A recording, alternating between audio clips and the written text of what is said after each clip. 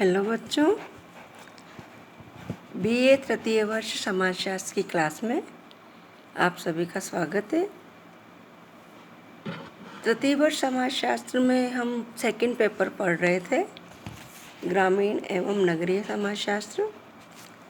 पहले वाली क्लास में हमने पढ़ा था नगरीय समाजशास्त्र का महत्व। आज हम पढ़ेंगे नगरीय समाजशास्त्र की उत्पत्ति व विकास।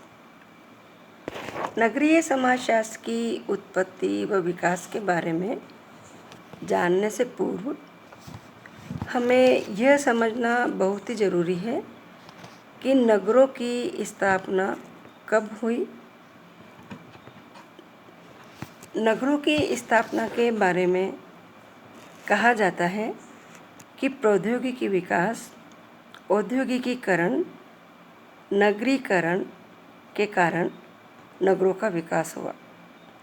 जनसंख्या की वृद्धि तथा अधिक अन्न उत्पादन प्रणाली ने धीरे धीरे ग्रामीण जीवन को खत्म करना शुरू कर दिया। साथ ही प्रौद्योगिकी विकास और मशीनीकरण ने कार्य करने के दूसरे अवसरों को भी जन्म दिया। कैसे?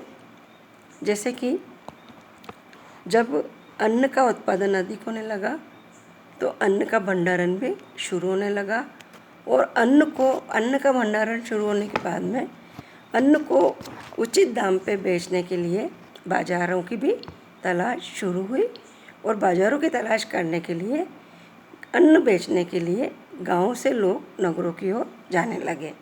उसी समय प्रौद्योगिकी विकास भी हो रहा था और यातायात के साधनों का भी विकास हुआ था।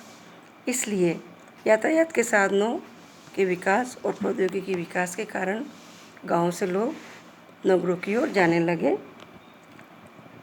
गांव की जीवन को धीरे धीरे ख़त्म कैसे करने लगे अधिक अन्न का उत्पादन, क्योंकि प्रौद्योगिकी के विकास के कारण और मशीनीकरण ने कृषि के अलावा कार्य करने के दूसरे अवसरों को भी जन्म दिया था। इसलिए लोग गाँव से शहर की ओर कार्य ढूंढने के लिए भी जाने लगे। इसीलिए ग्रामीण जीवन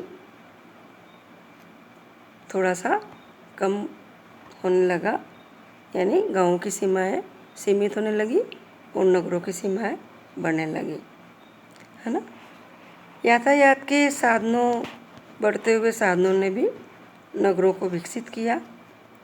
रॉबर्ट मैक एडम ने अपने नगर के विकास निबंध में इस तथ्य पर अधिक बल दिया है कि नगरों के विकास में सांस्कृतिक व सामाजिक परिवर्तन की निर्णायक भूमिका रही।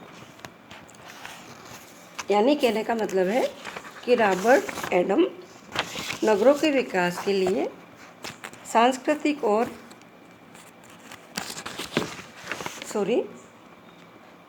नगरों के विकास के लिए सांस्कृतिक और सामाजिक परिवर्तन की भूमिका को महत्वपूर्ण मानते हैं। सामाजिक परिवर्तन, समाज में जो परिवर्तन आ रहे थे प्रौद्योगिकी विकास और औद्योगिकीकरण के कारण समाज में सभी दृष्टि से परिवर्तन आ रहे थे। उत्पादन में वृद्धि हो रही थी और लोगों की आर्थिक स्तर में भी सुधार हो रहा था, है ना। तो इसी प्रकार से रॉबर्ट एडम का कहना है कि नगर और गाँवों को आर्थिक आधार पर अलग नहीं करना चाहिए, क्योंकि आज भी दोनों में बहुत हद तक बहुत ही घनिष्ठ संबंध है। लेकिन फिर भी इतना तो हम कह ही सकते हैं कि गाँव की अपेक्षा नगरीय समाज प्रकार्यात्मक रूप से दूसरों पर अधिक निर्भर रहता है। कैसे? जैसे कि पहले जब गांव में लोग रहते थे तो गांव के लोग आत्मनिर्भर हुआ करते थे। ग्रामीण लोग कृषि पर निर्भर थे और वो अपनी सारी आवश्यकताओं की पूर्ति कृषि के माध्यम से ही कर लिया करते थे। लेकिन इसके विपरीत नगरों के लोग, नगरीय समाज के लोग जो नगरों में निवास करते हैं, वो अपनी सारी आवश्यकताओं की पूर्ति के लिए दूसरों पर अधिक निर्भर रहते हैं, है ना। अपनी पूरी आवश्यकताएं सभी लोग पूरी नहीं कर पाते हैं। इसलिए वो यहाँ पर ये कहा गया है कि प्रकार्यात्मक रूप से दूसरों पे नगरीय समाज प्रकार्यात्मक रूप से दूसरों पर अधिक निर्भर रहता है। तो स्पष्ट है कि समाज में हो रहे निरंतर परिवर्तन, यानी समाज में जो ये निरंतर परिवर्तन हो रहा है, औद्योगिकीकरण, प्रौद्योगिकी विकास और आवागमन के सुलभ साधनों के कारण जो निरंतर परिवर्तन समाज में हो रहा है, इसी के कारण नगरों का विकास तीव्र गति से हुआ। अब बात आती है नगरीय समाजशास्त्र की उत्पत्ति और विकास की, है ना। अब हम नगरीय समाजशास्त्र की उत्पत्ति और विकास के बारे में बात करते हैं। नगरीय समाजशास्त्र की उत्पत्ति व विकास के बारे में यदि बात करें तो अमेरिका के समाजशास्त्री रॉबर्ट पार्क को नगरीय समाजशास्त्र का जनक कहा जाता है ना। सन 1925 में रॉबर्ट पार्क की एक पुस्तक दी सिटी का प्रकाशन हुआ था, है ना। और इसी वर्ष बर्गेस की भी एक पुस्तक दी अर्बन कम्युनिटी का प्रकाशन हुआ। इन दोनों पुस्तकों ने नगरीय समाजशास्त्र को विकसित करने का प्रयास किया। वैसे देखा जाए तो नगरीय समाजशास्त्र के उद्भव और विकास को लेकर के दो प्रकार के तर्क दिए जाते हैं। एक वर्ग के विद्वानों का यह कहना है कि ग्रामीण समाजशास्त्र के पूर्व ही नगरीय समाजशास्त्र की उत्पत्ति हो गई थी, जबकि दूसरे वर्ग के विद्वान ठीक इसके विपरीत हैं। ये मानते हैं कि ग्रामीण समाजशास्त्र के पश्चात नगरीय समाजशास्त्र का उदय हुआ। इस संबंध में एक तर्क ये भी दिया जाता है कि ग्रामीण समाजशास्त्र का विकास 19वीं शताब्दी के उत्तरार्ध में हुआ, इसीलिए नगरीय समाजशास्त्र का विकास 20वीं शताब्दी में हुआ। जबकि देखा जाए तो 15वीं और 16वीं शताब्दी में ही नगरीय समस्याओं और अनेक विषयों नगर के अनेक विषयों पर अनेक विद्वानों के विचार देखने को मिलते हैं। नगरों का व्यापक और विस्तृत अध्ययन हमें कौटिल्य के अर्थशास्त्र में भी देखने को मिलता है, जो कि मनुस्मृति से बहुत ही पहले की रचना है। 3 या 4 BC पूर्व की इस कृति, कौटिल्य का अर्थशास्त्र 3 या 4 BC पूर्व का था। तो 3 या 4 BC पूर्व की इस कृति में नगरीय समस्याओं और योजनाओं का जितना विस्तार से विवरण मिलता है, शायद ही किसी दूसरे प्राचीन ग्रंथ में देखने को मिलता हो। इसी दृष्टि से हम देखें तो निश्चय ही हम ये कह सकते हैं कि भारत में नगरीय समाज का अध्ययन ग्रामीण समाजशास्त्र से बहुत पहले ही हो चुका था, क्योंकि अमेरिका के शिकागो विश्वविद्यालय में ग्रामीण समाजशास्त्र का अध्ययन पहले प्रारंभ हुआ था। इसलिए अमेरिकन समाजशास्त्रियों के द्वारा यह कहा जाता है कि ग्रामीण समाजशास्त्र का अध्ययन नगरीय समाजशास्त्र से पूर्व हुआ है। लेकिन कम से कम यदि हम भारत के बारे में देखें, भारत के संदर्भ में देखें, तो हम ये बात भारत के संदर्भ में लागू नहीं कर सकते, क्योंकि इसका उदाहरण कौटिल्य का अर्थशास्त्र है, जो कि बहुत पहले की रचना है, और नगरों का अध्ययन उसमें नगरों के अध्ययन का उसमें व्यापक रूप से वर्णन मिलता है। अमेरिकन समाजशास्त्री,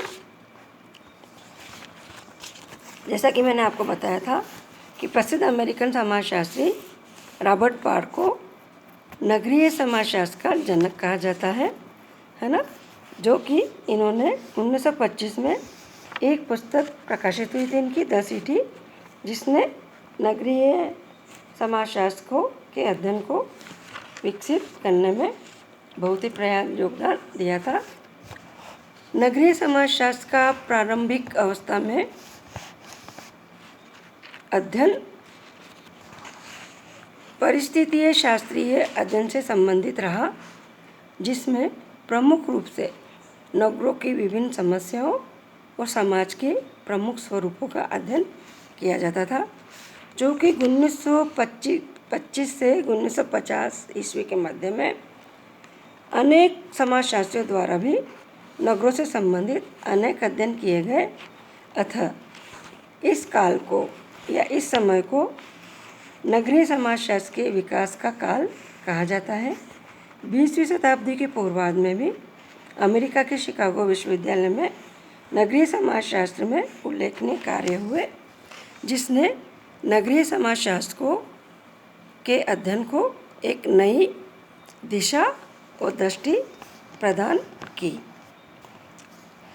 1927 में Redford readings in urban sociology, 1928 में एंडरसन एंड लाइनमैन की अर्बन सोशियोलॉजी, 1929 में सोरोकिन और जिम्मरमैन की रूरल और अर्बन सोशियोलॉजी, 1929 में लाइन एंड लाइन की द मिडिल टाउन आदि पुस्तकों ने भी नगरीय समाजशास्त्र के अध्ययन में बहुत योगदान दिया। नगरीय समाजशास्त्र के विकास और इसके अध्ययन में भी बहुत योगदान दिया। अमेरिका तथा अन्य देशों की तुलना में भारत में नगरीय समाजशास्त्र के विकास की गति थोड़ी धीमी रही, पर स्वतंत्रता के पश्चात नगरों की समस्या पर बहुत सारा कार्य हुआ, जिसने नगरीय समाजशास्त्र को भारत में भी नगरीय समाजशास्त्र के विकास को भारत में भी गति प्रदान करी। भारत के अनेक नगरों की समस्याओं का सर्वेक्षण और शोध कार्य के द्वारा अध्ययन किया गया। इस दृष्टि से यदि देखा जाए तो डॉक्टर B.K.R.B. राव के प्रयत्न बहुत ही उल्लेखनीय हैं। इन्होंने दिल्ली के पास में जैसे कि फरीदाबाद, नीलीखेरी और राजपुरा का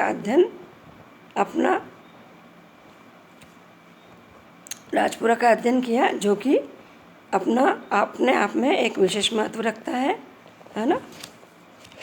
इसके अलावा नगर स्तर के आर्थिक सामाजिक सर्वेक्षणों में गोखले इंस्टीट्यूट पूना का भी महत्व कम नहीं है।